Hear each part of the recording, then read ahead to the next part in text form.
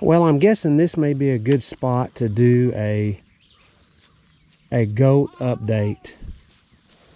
Just because I remember when we first got started, this was one of the first spots, if I remember right, where the nannies were all in here and we were talking about how we were going to manage them with respect to no worming, in sync with nature, mimicking the deer, thinking that that would be the best way.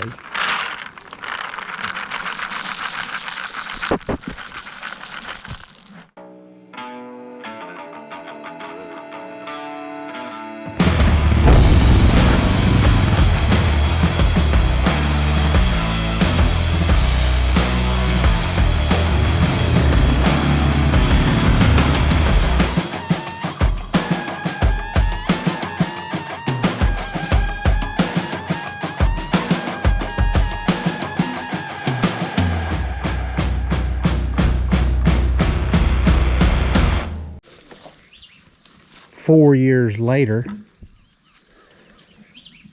we're still on the no worming. I still think that can be done. We have got our pastures split this year for the first time, all of them. We've got about 22 to 30 pastures, and we're kind of moving them through there based on parasite management. It is June. I would say we probably still have June, July, and August will be our heaviest parasite months, probably. It's based on moisture and all those types of factors, but we're still managing that way. We've culled a bunch, and nature helped us cull those, so it made it semi-easy to pick the ones that weren't going to function. But it's expensive. But I'd rather do it now with a smaller herd in hopes that we can utilize the ones that made it through the culling to create a better herd that will function in our management. I've said this before. This is just for us. You know, nobody else has to manage like this. This is how we wanted to manage. You know, it's just Lisa and I, and we've got the cattle, we've got the hunting, we've got the goats. And we have lots of help with the hunting because we have guides and things like that. But the rest of it, you know, it's just us. And every now and then we'll have an intern. There was a period of about 6 years where I brought interns in, and I just wanted them to kind of know there was a different way to manage livestock and ranches. And it was beneficial for me as a hopefully it was for them.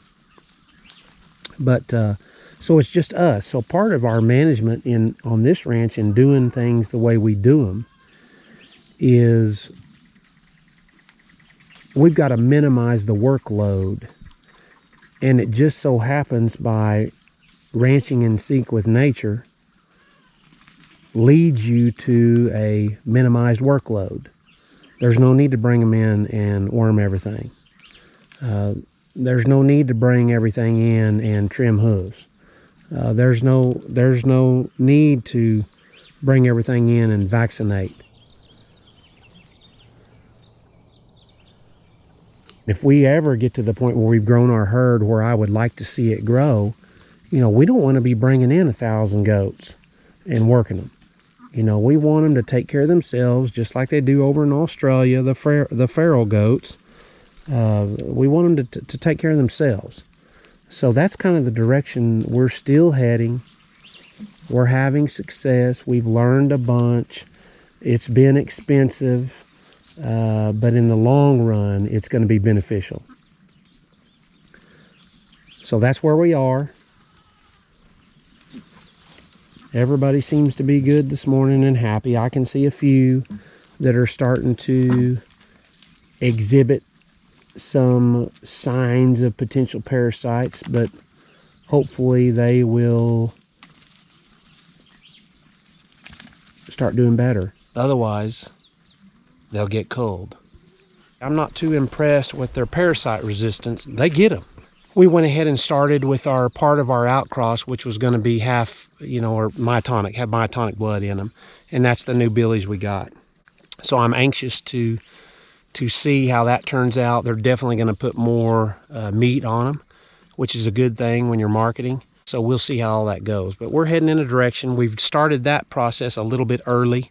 I wanted to build the herd first and then start doing that. I wanted to be able to put my Spanish billies that have been performing well in our management on the nannies first and give them a chance to breed the nannies and then follow up with a myotonic cross after that.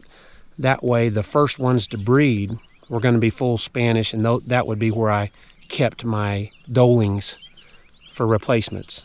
Because they're not, in my eyes, as parasite resistant as I would like to see them, I just will throw another breed in there, like a myotonic that's going to give me some meat. And if they maintain the same parasite resistance as these, I'm good. I'm better off.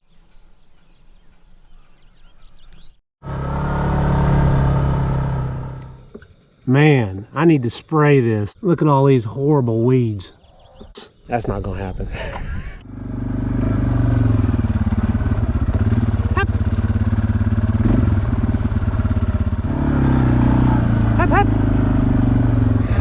Almost ran over that.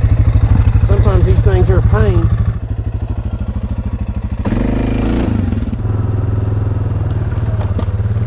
If only I had some goats.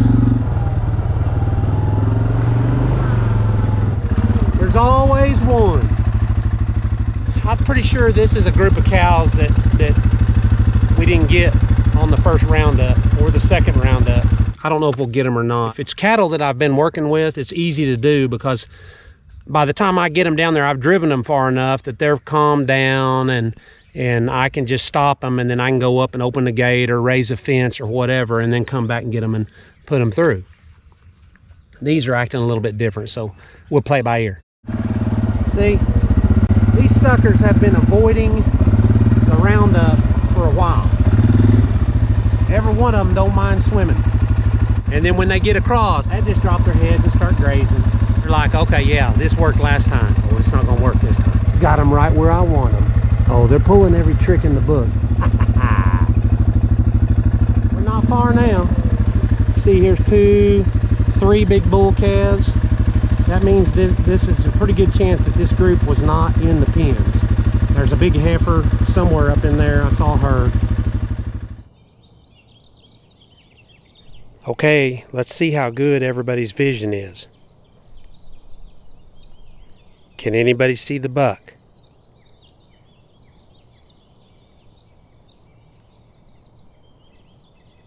Anybody? Bueller? Bueller? How about now? Okay, how about now?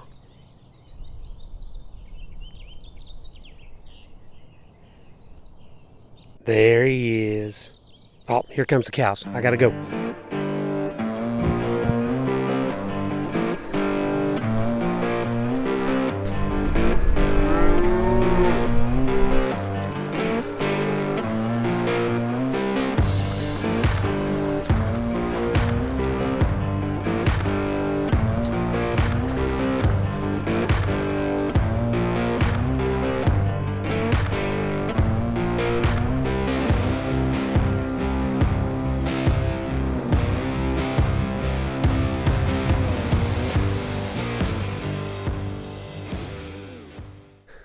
Well, I hope everybody enjoyed the video. The cattle moving, the goats update. You know, my hope is that as I'm trying to learn how to manage for parasites naturally in these goats, that it's going to help somebody else who's maybe wanting to try to do the same thing. We'll keep you updated on the myotonic cross also. And the deer. I don't know if you noticed on that one deer, but there's a couple of ticks on his horns. When you see ticks on those horns, at least here this time of year, that means there's going to be non-typical deer, which that's a good thing. Thanks for watching, and hopefully we'll see you again next week.